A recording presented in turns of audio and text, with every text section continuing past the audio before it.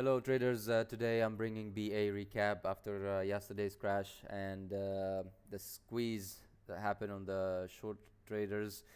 Here is my BA recap and here is my idea behind the stock. I was actually bullish on the stock before the open.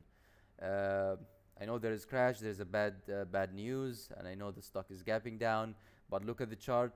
Technical analysis never lie. I don't take fundamentals for granted. I take my technical analysis for granted, and I always win. Here's the first thing I realized. The first thing I realized here is the support that we are watching on the daily chart. This is the first thing that brought my attention. The market opened gap down on the pre-market with over 25% gap, and I see the support here. I see the gap here that already filled in pre-market. So support, gap fill. That's my first bullish indication if we don't break this resistance. Third thing, I need to confirm my scenario. I need to draw Fibonacci on the whole move from up to down to see what is going on. And as you can see here, we have one of the Fibonacci extension 0.786 matching the level that we draw, matching the gap. So this is a very important level, and you cannot play this as a fundamental news and the stock has to go down. When you see a level like this and pre-market is opening around this area, you cannot say I will go short or long on break in and out. So you have to wait and see how the 10% smartest people on the planet move the stock. You cannot just jump in and make money like that. It's a bit complicated. Maybe 10 years ago you could have done that, but now things changed. Market is advanced now. Market is playing. Every single dollar playing in the market is a value for someone else, and it's a chess game. So after investigating, setting your technical analysis, resistance, gap fill, Fibonacci, I will confirm my level again here by drawing a second Fibonacci on this trend, and look what happened. This is the 50%. Here's the thing, on any 50% and extensions, on any 50%, if the stock breaks the 50% with momentum, that means weakness. And this move 50% matching the area that we just spoke about. All right? So this is a very strong resistance. I cannot just get short beyond this level. It's not that easy. So I'm going to mark my values just below that level. And my idea is, as always, I like to go against retail traders. I checked online and I saw everybody's loading their shares and getting ready to short. My play and my bias on the market was a bullish scenario. So let's remove the recap here and see what happened. I'll move to the 1 minute.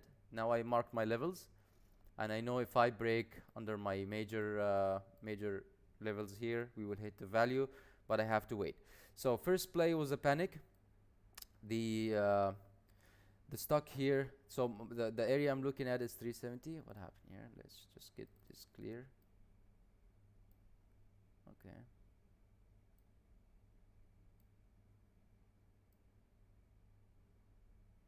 Okay. All right. So what happened here? The open came very quickly. If you're a scalper and you take advantage of the panic, it could work, but I didn't take it. That was the flush under 370, and the stock ran quickly all the way down to 365.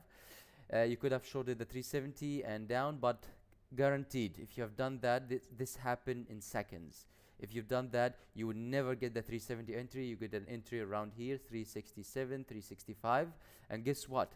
I was waiting. My plan, my bias in the market is not to take the short, is waiting for a reversal. If we fail to reach the value, we will take the reversal above the 370 and long squeeze those sellers. Why? Because it was too fast, and the way I saw the market moves, everybody got late here. It was too fast.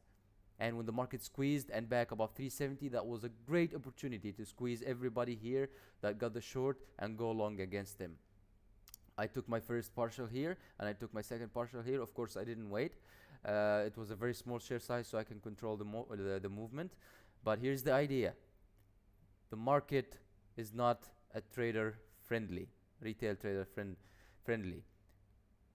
Especially with these kind of environments, you have a fundamental and you know exactly how retail traders think And if you don't know how retail traders think, actually look at yourself, see how you think about the stock, and then you better play against yourself and just play such plays, especially with these strong levels. Strong level means the market will not give it up easy, it will use it to squeeze the other side. And what's the other side saying? Short, short, short. Wait for them to get short, reversal, and ride it, squeeze the market. Why I took the long? The value's down here. Breaking this level should take the stock all the way down the value without even thinking. And this didn't happen. The value here didn't move the market. What was playing the market here? Hedge funds and big players. And with the market back above 370, this here, this idea of coming back to the value was not valid. And you take the long. The idea came before market actually, because the way I saw retail traders behaving, my Fibonacci extension, the gap, the levels, everything was indicating a reversal, getting squeezing everybody and getting a reverse. I didn't expect that much of a strong trend, but I expected an up move all the way 387.